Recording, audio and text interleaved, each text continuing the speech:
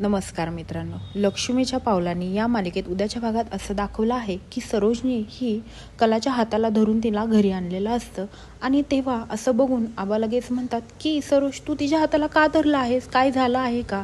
तेव्हा सरोज म्हणते की चांदेकरांची आदर्श सून होण्याची इच्छा आणि माझ्या मुलाची आयुष्यभर साथ द्यायला जर तू टिकलीस तर चांदेकरांशी तुला आयुष्यभरासाठी संबंध जोडावे लागतील.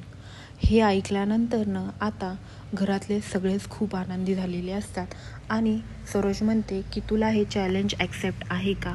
तेव्हा कला म्हणते हो आहे, मला ॲक्सेप्ट.